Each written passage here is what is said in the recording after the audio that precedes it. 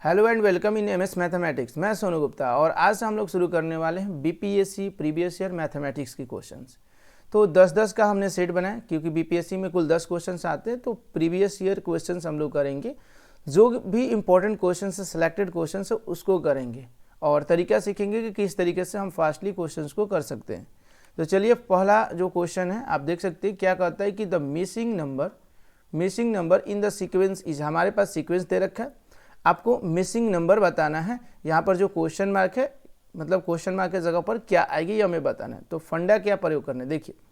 अब फंडा ये लगाइए कि सबसे पहला कि जो नंबर है ये कहीं मतलब किसी नंबर का स्क्वायर के नज़दीक क्लोज है या फिर स्क्वायर ही है, ऐसा कुछ है कि नहीं, या फिर क्यूब है कि नहीं है, या क्लोज है उसके या नहीं है। इस चीज़ को पहले देख लेना है। यहाँ पर पहले डायरेक्टली एक बार चेक कर लेना है। तो यहाँ पर 4 तो स्क्वायर दिख रहा है 2 का, लेकिन 18 नियरेस्ट है 16 के, और 48 किसी के नियरेस्ट नहीं है। 7 ऐसे तो 7 का नियरेस्ट है, और 100 की अगर हम बात करें तो 10 का स्क्वायर भी कर सकते हैं, पर 294 या 448 तो कुछ इस तरीके का नियरेस्ट नहीं दिख रहा है। तो थोड़ा सा कॉमन सेंस लगाना है, किस तरीके से हम पकड़ सकते हैं, थोड़ा कॉमन सेंस लगाते हैं। तो अगर हम 100 पर सबसे पहले गौर करें, तो 100 पर अगर गौर करते हैं तो ये क्या होता है कि इसको 5 का क्यूब अगर करते हैं और -5 का स्क्वायर कर दे। क्यों कर रहे हैं? 5 का क्यूब मतलब 125, और 25 घटा देंगे तो 100 आएगा। 25 मतलब 5 का स्क्वायर। ऐसा चेक करते हैं कि क्या ये पॉसिबिलिटी बनता है, इस वाले में भी, इस वैल्यू में भी ऐसा पॉसिबिलिटी बनता है।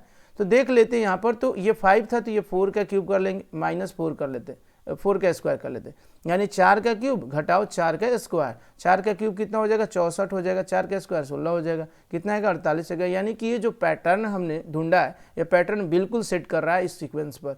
तो यहाँ पर क्या आएगा? इसका मतलब कि 3 का क्यूब -3 का स्क्वायर, और यहाँ पर क्या आएगा? 2 का क्यूब -2 का स्क्वायर। तो फिर यहाँ क्वेश्चन मार्क की जगह पर क्या आएगा? तो उसी प्रकार से अभी पैटर्न में आगे बढ़ना है। तो 6 का क्यूब -6 का स्क्वायर। अब यहाँ पर ध्यान दीजिएगा कि जो 6 का क्यूब है, तो 6 का क्यूब मतलब कि 216 होगा, यानी 216 होगा, -6 का स्क्वायर यानी कि 36 होगा। घटा देंगे कितना आ जाएगा? 180, यानी कि ये जो होगा आपका क्या होगा? 180 राइट आंसर होगा। मतलब कि इस क्वेश्चन मार्क की जगह पर कितना आ जाएगा? 180 आएगा। ठीक है, क्लियर हो गया। यानी कि ऑप्शन नंबर जो सी होगा वो करेक्ट हो जाएगा इस क्वेश्चन के लिए। ओके, चलिए। अब ये मेथड, अगर ये पैटर्न नहीं समझ में, मतलब ये पैटर्न ही पकड़ में नहीं है, तो फिर क्या करेंगे? तो अल्टरनेट हमारे पास भी तरीका है कि किस तरीके से हम पकड़ सकते हैं। देखिए, यहाँ पर सबसे पहले तो अंतर हम लोग पता करेंगे। अंतर तो मालूम करना बहुत आसान होता है। तो 4 से 18 और यानी कि 14 +14 कर देते हैं, यानी +14। 18 से 48 हो रहा है, +30 कर लेते हैं, और 48 से कितना हो रहा है? 100 हो रहा है। तो कितना हो रहा है? यानी कि +52 हो रहा है। ठीक है, अब यहाँ से ये क्वेश्चन मार्क और क्वेश्चन मार्क से 294 से 448 अगर होता है तो ये 154 है। ठीक है, आप अंतर निकाल सकते हैं आसानी से। तो 154 ही हो गया। ठीक है, आगे में फिर से अंतर निकालते हैं। यहाँ पर देखिए, 14 से 30 हो रहा है, कितना प्लस हो रहा है? तो +16 हो रहा है। ठीक है, 30 से 52 हो रहा है, +22 हो रहा है। ठीक है, अब यहाँ पर भी देख लेते हैं। यहाँ पर +6 हो रहा है, फिर यहाँ से +6 कीजिएगा तो 22 + 6 कितना हो जाएगा? 28 हो जाएगा। ठीक है, अब 28 को इसमें जोड़ लीजिएगा तो यहाँ कितना आ जाएगा? 80 आ जाएगा। अब ये जो 80 आएगा ये 100 में जोड़ेंगे तब तो, क्योंकि 48 में 52 जोड़े तो 100 हुआ, और 100 में 80 जोड़ देंगे तो क्या आ जाएगा? 180 आ जाएगा। यानी कि यहाँ से भी, मतलब अगर ऐसे भी अगर निकालते हैं, ऐसे भी अगर पता करते हैं, तो हमारा सॉल्यूशन सेम ही आएगा। यानी कि ऑप्शन नंबर सी ही आ रहा है। ठीक है, तो जो भी तरीका है उसका इस्तेमाल करके आप बना सकते हैं। ठीक है, तो टाइम को नहीं गंवाना है, और जैसे भी समझ में है, जैसे भी तरीका, उसको आपको इस्तेमाल करना है और क्वेश्चन को फटाफट बनाना है। ठीक है, चलिए अगला सवाल को देख लेते हैं। अगला सवाल जो है क्वेश्चन नंबर 2 है। क्या कहता है? कॉम्बिनेशन से ये क्वेश्चन है। 2nc3 है, रेशियो nc2 है, = 44 रेशियो 3 है। Then the value of n is, यानी कि n की जो वैल्यू है वो क्या होगा ये हमें बताना है। अच्छा, सबसे पहला चीज़ कि कॉम्बिनेशन से क्वेश्चन है, कॉम्बिनेशन का फॉर्मूला याद होना चाहिए। तो कॉम्बिनेशन का फॉर्मूला यहाँ लिखते हैं NCR। ठीक है, NCR हो गया। n मतलब हो गया कि टोटल नंबर ऑफ थिंग्स, और R मतलब कि एक बार में जितने थिंग्स को हम सेलेक्ट कर रहे हैं, ये हो गया। ठीक है, क्लियर। यहाँ पर लिखेंगे n फैक्टोरियल। ठीक है, ये फॉर्मूला होता है, अपॉन में होता है r factorial into n - r factorial, यही तो होता है फॉर्मूला। ठीक है, तो NCR का फॉर्मूला होता है factorial n upon factorial r into n - r factorial. हो गया। ठीक है, अब यहाँ पर हम लोग क्या करते हैं कि फैक्टोरियल का मतलब ही समझ ही लेते हैं। फैक्टोरियल जैसे मान लीजिए चलिए फैक्टोरियल 5 है, इसको हम लोग लिख सकते हैं 5 × 4 × 3 × 2 × 1, यानी एक एक घटते चला जा रहा है। तो इसको हम कुछ एक अलग तरीके से भी लिख सकते हैं, कुछ इस तरीके से समझिए बातों को। जैसे 5 यहाँ लिख दिए गुणे 5 माइनस 1 लिख सकते हैं, क्योंकि 5 माइनस 1 का मतलब 4 ही होगा, ठीक है, इंटू फिर क्या लिख सकते हैं 5 माइनस 2 यानी कि 3 होगा, और 5 माइनस कितना हो जाएगा 3 हो जाएगा यानी कि 2 हो जाएगा। तो ऐसे करके हम लिख सकते हैं ना। अगर यहाँ तक हम स्टॉप करते तो इसको फैक्टोरियल कर देते, यानी लास्ट वाला जो भी स्टॉप करते हैं उसको फैक्टोरियल कर देंगे, ठीक है। अब इस क्वेश्चन में भी देखते हैं, जैसे जैसे दिया हुआ वैसे वैसे सॉल्व करने की कोशिश करते हैं। जैसे यहाँ पर 2nc3 है आपके पास, ठीक है, अपॉन में क्या दिया हुआ है हमारे पास, तो nc2 है, nc2 लिख लीजिए, ठीक है। उसके बाद अपॉन 44 है, अपॉन 3 हो जाएगा, तो 44 अपॉन 3 हो गया। अब 2nc3 को हम लोग कैसे लिख सकते हैं, समझिएगा बातों को। एनसीआर फार्मूला है ना, एनसीआर फार्मूला का प्रयोग करना है, फटाफट से बनाना है चीज़ों को। तो एनसीआर का फार्मूला अगर रखेंगे तो क्या हो जाएगा, यहाँ पर हो जाएगा आपका फैक्टोरियल 2n हो जाएगा, फैक्टोरियल 2n हो जाएगा, अपॉन में क्या हो जाएगा फैक्टोरियल 3 होगा, और फिर क्या होगा फैक्टोरियल 2n माइनस 3 हो जाएगा, ठीक है। अब पूरे के बट्टे में क्या चला जाएगा फैक्टोरियल n हो जाएगा, और बट्टे में क्या हो जाएगा फैक्टोरियल 2 और फिर फैक्टोरियल n माइनस 2, यही हो जाएगा ना, इज इक्वल टू होगा 44/3, ठीक है। ये चीज़ें क्लियर कर लेना है। अब उसके बाद हम लोग क्या करेंगे, देखिए अब उसके बाद हम लोग क्या करते हैं कि ये वाला जो वैल्यू है उसको इस तरीके से लिख सकते हैं, समझिए बातों को, कि ये जो हो गया फैक्टोरियल 2n हो गया, अपॉन में हम लिख सकते हैं फैक्टोरियल 3 इंटू फैक्टोरियल 2n, ये तो लिख ही सकते हैं -3, मल्टीप्लीकेशन कर देते हैं और इसको इधर गुणा में ले जाते हैं। जब गुणा में ले जाएंगे तो ये ऊपर चला जाएगा, यानी कि factorial 2 into factorial n minus 2 हो जाएगा, बटे में क्या हो जाएगा फैक्टोरियल n हो जाएगा, ठीक है। अब हम लोग कुछ दिमाग लगाएंगे, ये रेशियो तो आपका 44/3 ही रहेगा। तो अब दिमाग क्या लगाना, समझिए बातों को, कि इस 2n को इस तरीके से इसका फैक्टोरियल वैल्यू निकालिए कि ये यहाँ तक पहुँचे, यानी 2n-3 तक पहुँच जाए, जिससे कि ये 2n-3 कट जाए, और इस n को इस तरीके से आप फैक्टोरियल तक ले जाइए कि n-2 तक हो। मतलब कुछ इस तरीके से समझिए बातों को, कि हम फैक्टोरियल 2n को कुछ इस तरीके से लिख सकते हैं। ध्यान से समझिएगा कि जैसे ये 2n हो गया, 2n इंटू मतलब तोड़ रहा है फैक्टोरियल को, तो 2n इंटू फिर जो अगला वाला जो टर्म आएगा वो आएगा 2n-1। जस्ट इसी प्रकार से आप देख सकते हैं, यहाँ पर जो हम समझाएं, यहाँ पर जो चीज़ें क्लियर किए यहाँ, ठीक है, उसी तरीके से हम लिख रहे हैं। फिर यहाँ पर क्या लिखेंगे 2n-2, ठीक है, 2n-2, और फिर क्या लिखेंगे 2n-3, ठीक है, 2n-3। अब 2n-3 तक ही रोक रहे हैं, तो इसलिए 2n-3 को फैक्टोरियल मान लेंगे। क्लियर हो गया ना, फैक्टोरियल मान लेंगे। अब बट्टे में देख लेते हैं, बट्टे में क्या है, तो बट्टे में आपका है फैक्टोरियल 3, यहाँ फैक्टोरियल 2 है, तो 3 को तोड़ेंगे और फैक्टोरियल 2 तक ले जाएंगे, ठीक है, यहाँ पर क्लियर। उसके बाद यहाँ पर ये जो आपके पास है, ये आप ज्यों का त्यों लिखिए, फैक्टोरियल 2n-3 लिखेंगे। ऐसा ही इसलिए कर रहे हैं क्योंकि ये कट जाए, ठीक है। यहाँ पर फैक्टोरियल 2 ज्यों का त्यों करेंगे और फैक्टोरियल n-2 भी ज्यों का त्यों ही रखेंगे, कोई दिक्कत नहीं।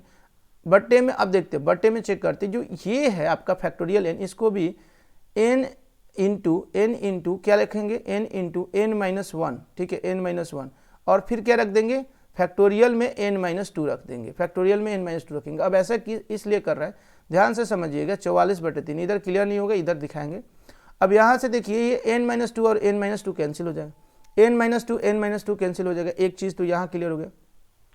सेकंड आपका यहाँ पर देखिए ये n है और यहाँ n है, ये दोनों कट गया, ठीक है, और यहाँ 2n-3 है, 2n-3 ये भी कट गया, ठीक है, जहाँ जहाँ कट रहा है वहाँ वहाँ कटाना है। अब यहाँ पर देखिए अगर इन दोनों से 2 को कॉमन निकाल लें, अगर देखिए 2n-2 है ना, तो 2n-2 को लिख सकते हैं, 2 को कॉमन निकाल के n-1 लिख सकते हैं कि नहीं, तो यहाँ पर केवल 2 बचेगा, n-1 से ये n-1 कैंसिल हो जाएगा, यहाँ 2 बचेगा केवल, ध्यान से समझिएगा केवल, ठीक है। अब जो बचा हुआ है उस चीज़ों को लिख लेते, ये फैक्टोरियल 2 और ये फैक्टोरियल 2 ये भी कैंसिल आउट हो गया, ठीक है, ये बात क्लियर हो गया। अब जो बचा हुआ है उसको लिख लेते, ऊपर में जो बचा हुआ है, ऊपर में क्या बचा हुआ है, ऊपर में केवल बचा है 2 इंटू 2 यानी कि 4, तो कुल बचा है 4 इंटू क्या बचा है 2n-1, यही बचा हुआ है, ठीक है, ध्यान दीजिएगा, ऊपर में बस इतना ही बचा हुआ है। उसके बाद और क्या बचा है देख लीजिए, नीचे में बचा है 3, ठीक है, नीचे में क्या बचा है 3 बचा है, तो नीचे में आप 3 लिख दीजिए, इज इक्वल टू क्या लिखिएगा 44/3, तो यहाँ पर हो जाएगा 44/3, बिल्कुल क्लियर, बस इतना ही बचा हुआ है। अब करना है क्या, 3 से 3 ऊपर नीचे तो कैंसिल आउट हो गया, बिल्कुल। अब यहाँ से ये 11 बार में कैंसिल हो गया, अब बचा क्या 2n-1 बचा, इज इक्वल टू 11 हो गया। इसको इस तरफ भेजते हैं तो 2n इज इक्वल टू 12 हो जाएगा, तो n की जो वैल्यू आ जाएगी वो कितना आ जाएगी, n की वैल्यू कितना आ जाएगी 6 आ जाएगी। तो यही तो हमें निकालना था ना, find the value of n, n की वैल्यू निकालना था, n की वैल्यू निकल गई, यानी n की वैल्यू कितना आएगा 6 आ जाएगा, तो बिल्कुल क्लियर हो गया, यानी ऑप्शन नंबर बी जो होगा वो सही होगा। थोड़ा सा लंबा गया, लेकिन इस अगर हमें ये चीज़ें पता रहेंगी, पहले से, तो हमें टाइम नहीं लगेगा इस क्वेश्चन को सॉल्व करने में। ठीक है, तो चलिए दोस्तों अगला क्वेश्चन को समझ लेते हैं।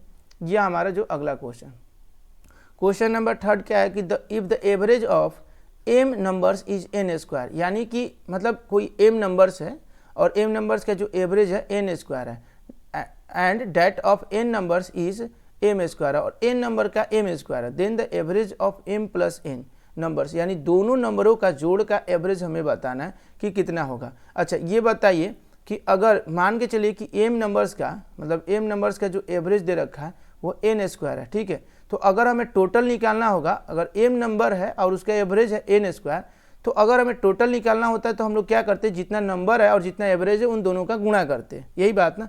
तो टोटल अगर निकालना हो, अगर यहाँ से इसका मतलब T1 बोल देते हैं, टोटल T1, तो हम दोनों का मल्टीप्लिकेशन यानी गुणा करेंगे तो m n स्क्वायर हो जाएगा। ठीक है, उसी प्रकार से अगर यहाँ कहता है कि ये जो है आपकी n नंबर का एवरेज m स्क्वायर है, तो फिर यहाँ भी तो वही टोटल अगर निकालना हो दूसरे वाले का, तो वो हो जाएगा आपका कितना कि आपका हो जाएगा n नंबर है तो n गुने m स्क्वायर, ये भी हो जाएगा। ठीक है, क्लियर, दोनों टोटल हो गया। अब इन दोनों टोटल हो, क्योंकि अब कहता है कि m n दोनों नंबरों का अब एवरेज निकालना है, तो दोनों नंबरों का एवरेज निकालना है, यानी दोनों का जो टोटल है उसको जोड़ेंगे और फिर दोनों नंबर का जोड़ जो है m प्लस n से भागा लगाएंगे, यानी टोटल को जोड़ के टोटल का एवरेज निकालना, बस एक दिमाग लगाना यही चीज़। तो यहाँ पर इन दोनों को जोड़ लेते हैं, यानी कि कुछ इस तरीके से कि अगर हमें एवरेज निकालना हो टोटल का, तो एवरेज इज इक्वल टू क्या लिखेंगे, m n स्क्वायर हो जाएगा। ठीक है, प्लस और यहाँ पर हो जाएगा आपका m स्क्वायर n, अब बटे में क्या हो जाएगा m प्लस n, यानी कि ये टोटल जो नंबर्स हैं ये हो गए और ये आपका पूरा सम हो गया। तो अब क्या करेंगे हम लोग, बताइए अब क्या करेंगे हम लोग। यहाँ से देखिए m n तो दोनों जगह पे है, तो m n दोनों जगह से कॉमन निकाल लेते हैं पहले, तो m n को कॉमन निकालेंगे तो यहाँ क्या बचेगा, स्क्वायर था ना n स्क्वायर, तो यहाँ n बचेगा और यहाँ क्या बचेगा, तो m बचेगा, तो यहाँ m बचेगा, बटे में क्या है m प्लस n है। ठीक, अब m प्लस n यहाँ है, कैंसिल आउट हो गया, बचा क्या m n बचा, तो यानी यही तो एवरेज होगा ना, यही तो आपका एवरेज होगा, यानी कि ऑप्शन नंबर जो सी होगा वो सही होगा, यानी जो एवरेज होगा क्या हो जाएगा, m n हो जाएगा। क्लियर हो गया। तो चलिए अगले क्वेश्चन की ओर बढ़ते हैं हम लोग। अब अगला क्वेश्चन है क्वेश्चन नंबर 4, बहुत ही बढ़िया क्वेश्चन, ये भी ध्यान से समझिए क्वेश्चन क्या कहता है। ठीक है, पहले समझ लेते हैं और फिर बनाते हैं। In a group of athletic teams in a school 21 are in the basketball team, okay, and 26 in the hockey team and 29 in the football team. If 14 play hockey and basketball, 12 play football and basketball, 15 play hockey and football, 8 play all the 3 games, then how many play football only? देखिए पहला चीज़ कि question को पढ़ने या question को देखने से ये समझ में आता है कि हमें वेन डायग्राम का जो वेन डायग्राम तो बनाना ही पड़ेगा, वेन डायग्राम के बिना ये क्वेश्चन सॉल्व होगा नहीं। तो सबसे पहले तो हमें इसमें वेन डायग्राम यूज करना है क्वेश्चन को सॉल्व करते समय। तो सबसे पहले हम लोग क्या करते हैं, वेन डायग्राम बना लेते हैं, कहीं भी एक जगह यहाँ बनाते हैं हम वेन डायग्राम। ठीक है, ये आपका एक सर्कल हो गया, ये आपका सर्कल होगा। वेन डायग्राम बनाने आना चाहिए, सबसे बड़ा चीज़ यही है, ये कंपलसरी है। ठीक है, तो वेन डायग्राम आपका बन गया। अब देखिए यहाँ पर करना क्या, रिप्रेजेंट करते हैं, क्योंकि 3 सर्कल बनाए तो तीनों के लिए बनाएंगे, तीनों गेम्स के लिए। एक आपका जो गेम हो गया बास्केटबॉल हो गया, दूसरा हॉकी और तीसरा फुटबॉल। तो ये बास्केटबॉल को बी से रिप्रेजेंट करते हैं, हॉकी को एच से और फुटबॉल को एफ से रिप्रेजेंट कर देंगे। क्लियर। अब जैसे जैसे कर रहा है बस अकॉर्डिंग टू मतलब क्वेश्चन वैसे वैसे करते चले जाना है और कुछ नहीं करना। अब देखिए यहाँ पर है आपके पास कितना कि in a group of athletic teams in a school 21 are in basketball, यानी कि बास्केटबॉल में कितने हैं, कुल 21 है। बास्केटबॉल ये तो बास्केटबॉल में कुल 21 है, यहाँ लिख देंगे 21, सर्कल के सामने 21 हो गया। ठीक है, उसके बाद 26 इन हॉकी, यानी कि पूरे हॉकी, हॉकी में कितने लोग हैं तो 26 है, हॉकी हो गया ना, तो हॉकी में कितने हैं 26 है। ठीक है, आगे बढ़ते हैं। और 29 इन द फुटबॉल टीम, और फुटबॉल टीम में कुल 29 है, यानी कि यहाँ पर फुटबॉल है और फुटबॉल में कुल 29 है। ध्यान से बस देखते जाना है और क्वेश्चन को सॉल्व करना है। ये 14 प्ले हॉकी एंड बास्केटबॉल, देखिए ओनली नहीं लगाया, ओनली हॉकी एंड बास्केटबॉल लगाता तो फिर ये ओनली वाला मतलब बीच वाला ये पार्ट आता है। जैसे हॉकी एंड बास्केटबॉल के लिए कौन सा हो जाएगा, हॉकी और बास्केटबॉल ये वाला पार्ट, तो ओनली लगाता तो ये पार्ट आता। लेकिन ये ओनली नहीं लगा रहा, केवल बोल रहा है कि 14 प्ले हॉकी एंड बास्केटबॉल। तो हॉकी एंड बास्केटबॉल जो खेल रहा है, हो सकता है मे बी कि वो फुटबॉल भी खेल रहे हो, यानी तीनों भी खेल सकते हैं।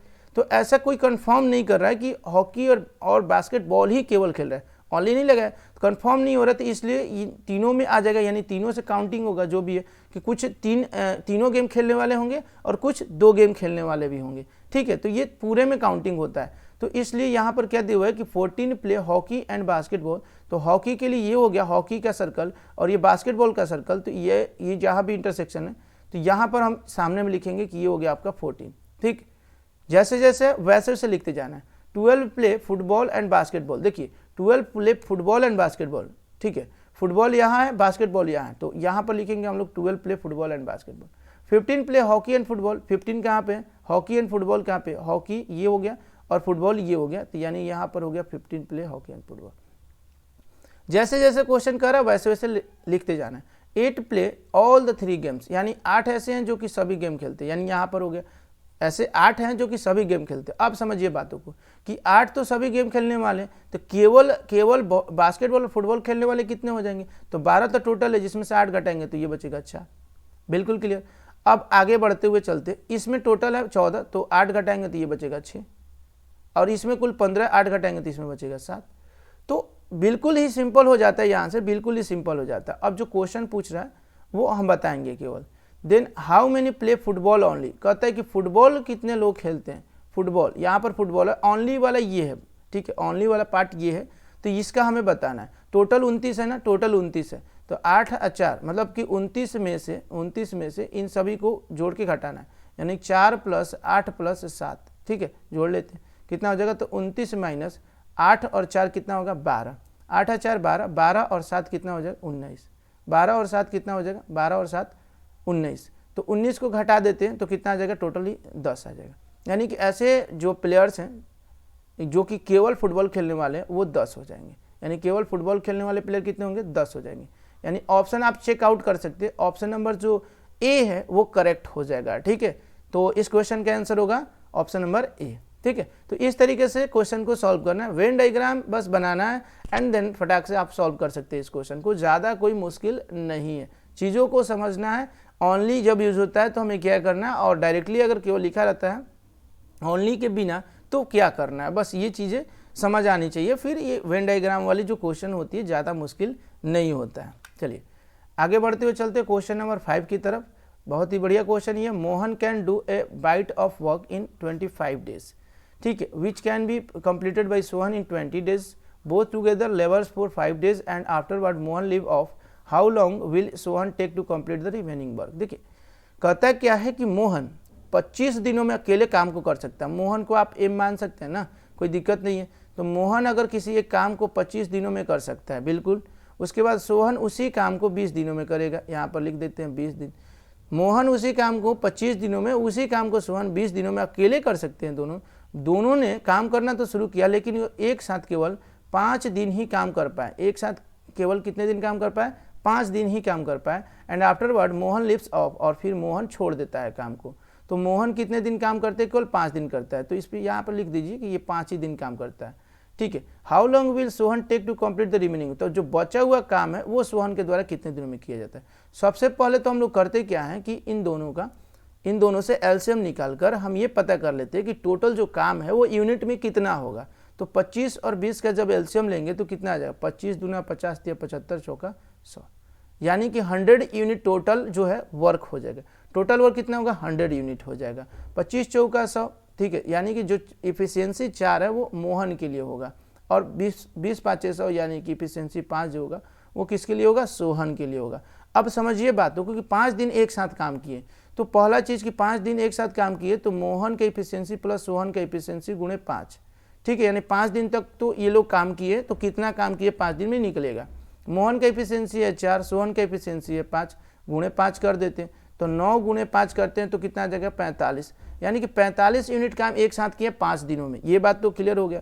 अब जो बचा हुआ काम है वो कितना दिन लगाते हैं सोहन करने में, तो बचा हुआ काम निकालना है, कुल काम कितना आपके पास 100, अब 100 में से क्या करते हैं कि 45 को घटा देते हैं, तो बचा हुआ काम कितना निकल जाता है 55, बचा हुआ काम है 55, ठीक है, और सोहन की इफिशियंसी अकेले का है 5, तो अकेले का इफिशियंसी से ही तो काम करेगा क्योंकि उसे अकेले करना है, भागा लगाएंगे कितना आएगा 11, यानी बाकी का जो काम है वो सोहन करेगा और 11 दिनों में कर लेगा, यानी कि ऑप्शन नंबर कौन सा होगा, ऑप्शन नंबर बी, 11 दिन लगेंगे काम को करने में। ठीक है, तो यही आपकी आंसर हो जाएगी।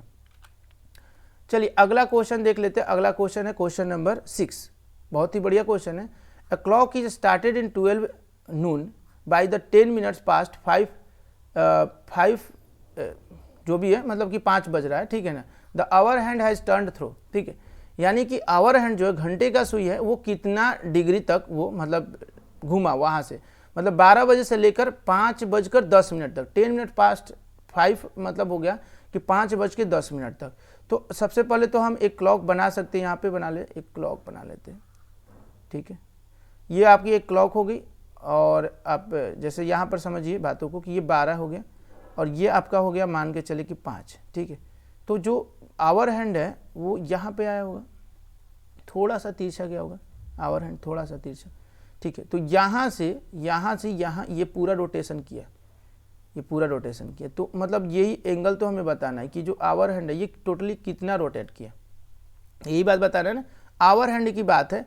तो आवर हैंड में आप समझिएगा बातों को कि आवर हैंड एक घंटे में कितना डिग्री वो रोटेट करता है। पहले तो ये निकालेंगे एक घंटे में कितना डिग्री रोटेट करता है, क्योंकि 12 बजे से लेकर, ठीक है, 12 बजे नून है, ठीक है, 12 बजे से लेकर 5:10 तक में कितना रोटेशन हुआ ये हमें बताना है, ठीक है। तो 12 बजे से लेकर 5 बजे तक तो निकलेगा सबसे पहले ना, सीधे सीधे, यानी कि 5 घंटा का पहले तो निकालो कि 5 घंटा में वो कितना रोटेट किया, अब प्लस 10 मिनट में भी कितना रोटेट किया ये भी बाद में निकाल लो। तो 5 घंटा का रोटेशन प्लस 10 मिनट का रोटेशन अलग अलग करके भी निकाल सकते हैं, बहुत आसान है। तो प्रति घंटा पहले पता तो रहे कि प्रति घंटा कितना होगा, कुल कितना घंटा इसमें 12 घंटा, यानी कुल 12 घंटा, और ये पूरा कंप्लीट सर्कल होता है, यानी कंप्लीट एंगल बोल सकते हैं इसको। तो कंप्लीट एंगल कितना होता है 360, और कंप्लीट एंगल जो है 12 घंटों में बट गया, तो 12 भागों में बटा है, यानी कि 12 से भाग करेंगे, यानी प्रति घंटा वो कितना चलता है 30 डिग्री चलता है। प्रति घंटा कितना चलता है 30 डिग्री चलता है आवर हैंड। अब समझिए बातों को कि 5 घंटा है तो 5 × 30 कर देते, तो ये आपका डिग्री हो गया, प्लस अब यहाँ पर 10 मिनट और चला है, 10 मिनट और चला तो 10 मिनट में और भी कुछ चलेगा, तो 10 मिनट चला 60 मिनट, मतलब कि इसको घंटे में बदल लेते हैं ना, घंटे में, क्योंकि एक घंटे में 30 डिग्री है तो इसको भी 10/60 लिखे, घंटे में बदल गया मिनट, और उसके बाद 30 से इसमें गुणा कर देते हैं, ठीक है। तो उसके बाद ये क्या हो जाएगा 30 × 60 और ये 5, यानी यहाँ 5 हो गया, तो ये हो गया आपका 30, मतलब कि ये हो गया 30 × 5 = 150, ये 150 हो गया और ये 5 हो गया, यानी टोटल कितना आ गया 155 डिग्री, कितना आ गया 155 डिग्री। तो डायरेक्टली ये क्वेश्चन बन जाता है, इसमें कोई दिक्कत नहीं है। तो ऑप्शन नंबर कौन सा होगा, ऑप्शन नंबर जो होगा सी जो होगा करेक्ट हो जाएगा, 155 डिग्री टोटल रोटेशन होगा 12 बजे से लेकर 5:10 तक। बिल्कुल क्लियर। चलिए अगली क्वेश्चन की ओर बढ़ते हैं। अब बहुत ही बढ़िया क्वेश्चन, ये तो बिल्कुल ही एकदम हवा में उड़ा दोगे इसको ऐसे ही। Which one of the following can not be the square of a natural number, मतलब कि इसमें से कौन सा ऐसा नंबर है जो कि स्क्वायर नहीं है नेचुरल नंबर का। अब कैसे पता लगाएंगे, इतना बड़ा बड़ा नंबर है, कैसे पता लगाएंगे, समझिए बातों को क्या है। यूनिट प्लेस डिजिट से हम लोग पता लगा लेंगे बिल्कुल सिंपल तरीके से। 1 का स्क्वायर क्या होता है 1 होता है, 2 का स्क्वायर क्या होता है 4 होता है, 3 का स्क्वायर क्या होता है 9 होता है, 4 का स्क्वायर क्या होता है 16 होता है, 5 का स्क्वायर क्या होता है 5 का स्क्वायर 25 होता है, 6 का स्क्वायर 36, 7 का स्क्वायर 49, 8 का स्क्वायर कितना हो जाएगा 8 का स्क्वायर 64, 9 का स्क्वायर कितना हो जाएगा 9 का स्क्वायर हो जाएगा 81, और 10 का स्क्वायर कितना हो जाएगा 100। बिल्कुल। अब यूनिट प्लेस डिजिट, इसमें जो भी यूनिट प्लेस आया है वो किसी ना किसी नंबर का स्क्वायर है। अगर इसमें से कोई भी यूनिट प्लेस डिजिट इसमें मैच नहीं कर रहा है तो इसका मतलब वही जो है वो परफेक्ट स्क्वायर नहीं, यानी स्क्वायर नंबर नहीं है, ठीक है। यही बात तो हमें चेक करना है। तो देखिए 1 तो यहाँ पर, यानी ये तो स्क्वायर है, इसका मतलब ये तो स्क्वायर है तो इसको हटा देते हैं, ठीक है। उसके बाद 4 इसमें 4 से तो मतलब नहीं है, ठीक है। अब यहाँ पर ये भी चेक कर सकते हैं 9, इसमें 9 आ रहा है, यानी ये भी एक स्क्वायर नंबर है, ठीक है, क्योंकि यहाँ भी 9 आ रहा है तो 9 है। उसके बाद 2 ढूंढ लीजिए, इसमें 2 तो नहीं मिल रहा है, 6 ढूंढिए तो 6 कहीं मिल रहा है या बिल्कुल मिल रहा है, यानी कि ये भी एक कोई स्क्वायर नंबर है। यानी ये जो 2 है यहाँ यूनिट प्लेस, यहाँ पर कहीं भी इसमें 2 नहीं मिल रहा है, आप ढूंढ लीजिए कहीं भी नहीं मिल रहा है। तो इसका मतलब ये क्लियर हो गया कि किसी भी नंबर का स्क्वायर करने पर, किसी भी नंबर का स्क्वायर करने पर उसकी यूनिट प्लेस डिजिट 2 कभी नहीं होता है। तो इसका मतलब ये क्लियर हो गया कि जो ऑप्शन नंबर बी है ये किसी भी नंबर का स्क्वायर नहीं है, और ये हमसे पूछ रहा था, तो इसका आंसर यही होगा। तो डायरेक्टली हम लोग इस क्वेश्चन को सॉल्व कर सकते हैं, कोई दिक्कत नहीं है। चलिए अगला प्रश्न है क्वेश्चन नंबर 8 को हम लोग समझते हैं। देखिए ये भी बहुत ही बढ़िया क्वेश्चन है, और कॉमन सेंस लगाना है क्वेश्चन को सॉल्व करते समय। इतना बड़ा इक्वेशन, इतना बड़ा वैल्यू देखकर डरना नहीं है, चीज़ों को समझना है कि किस तरीके से हम इस चीज़ को मैनेज कर सकते हैं।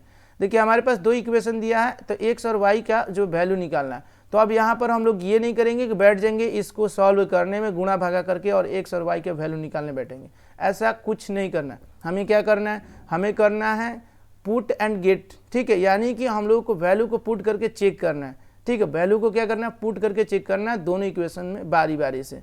कुछ इस तरीके से करेंगे, समझिएगा, बहुत ही फास्टली करेंगे। जैसे कि यहाँ पर अगर हम बात करें x की वैल्यू यहाँ 5 है ना और y की वैल्यू 7 है, फर्स्ट ऑप्शन से देखते हैं। तो x की वैल्यू अगर यहाँ 5 रखते हैं तो 7 5 35 होता है ना, ये जो मल्टीपल होगा तो 7 5 35 होगा। तो यहाँ का यूनिट प्लेस डिजिट कितना होगा, 5 होगा, यूनिट प्लेस डिजिट यहाँ का 5 होगा, बिल्कुल क्लियर ना। जब हम 5 को यहाँ रखेंगे x की जगह पे, ध्यान से समझिए, जब हम x की जगह पे 5 रखेंगे तो यूनिट प्लेस डिजिट कितना हो जाएगा, 5 हो जाएगा, क्योंकि 7 5 35 होगा तो यूनिट प्लेस डिजिट तो 5 होगा, ये पक्का क्लियर हो गया। यहाँ पर y के वैल्यू 7 रखते तो 7 एकम 7 यानी यूनिट प्लेस डिजिट 7 होगा। अब इन दोनों को जोड़ते तो 7 5 12 यानी कि यूनिट प्लेस डिजिट 2 होगा, जबकि यहाँ यूनिट प्लेस डिजिट 3 है, बिल्कुल ये सेट नहीं कर रहा है, खत्म करो इसको। नेक्स्ट की बात करते हैं यहाँ पर इसकी। अब इसको अगर हम रखते हैं तो क्या होगा, 7 या 21 होगा ना, 7 या 21 यानी यूनिट प्लेस डिजिट जो है फर्स्ट वाला का 1 होगा।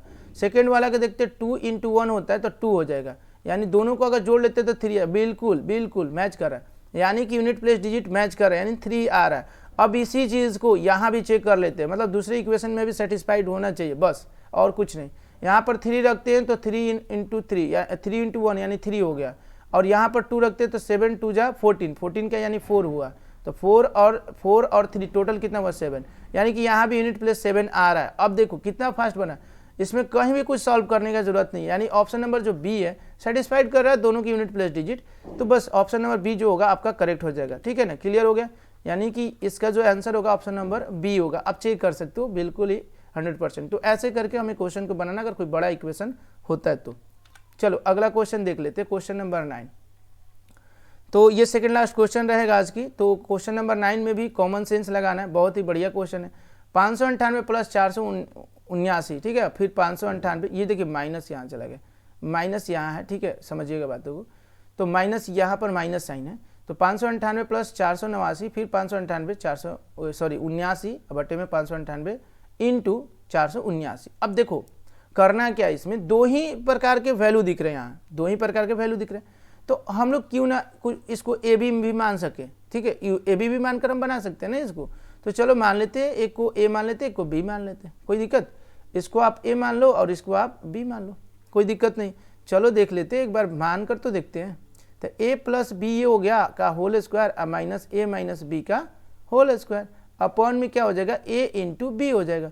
अब सॉल्व करके देख लो ना, इसको अगर होल स्क्वायर निकालते हो तो A square plus B square plus 2ab हो जाएगा, ये माइनस का साइन है, ब्रैकेट में A square plus B square minus 2ab होगा, ध्यान से समझिएगा, बट्टे में ए बी हो जाएगा, बट्टे में क्या होगा ए बी हो जाएगा।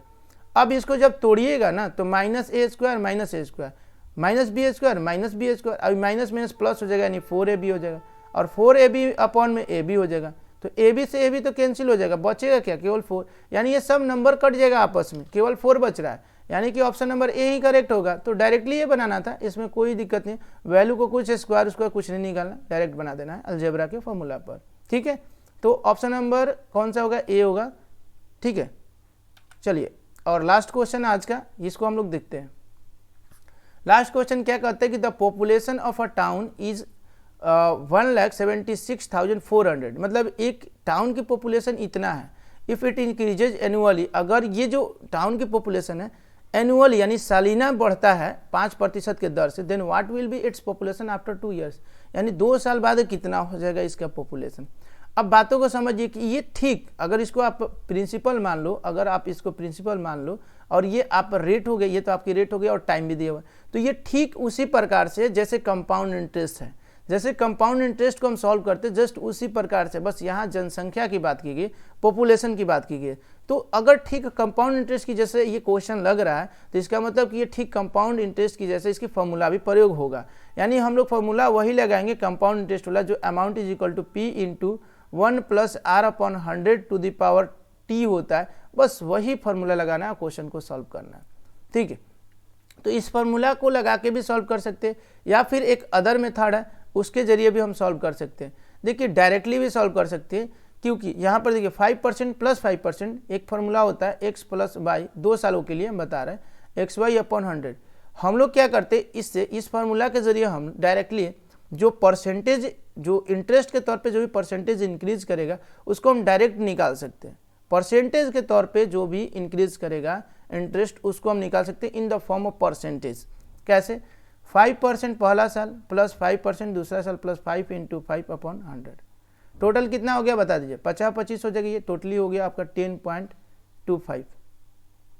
कितना आ गया आपके पास? 10.25% आपका इंक्रीज कर गया। ठीक है, 10.25% को हम कैसे लिख सकते हैं? रेशियो में तो लिख सकते हैं ना इसको, तो रेशियो में क्या लिखेंगे? 10:1/4 लिख सकते हैं। 10 चौका 40, 41/4। ये जो है टोटल इंक्रीमेंट हुआ है। ठीक है, लेकिन ऐसे नहीं लिखेंगे, ये तो आपकी जो है परसेंटेज इंक्रीज हो चुका है, इतना तो परसेंटेज इंक्रीज हो चुका है।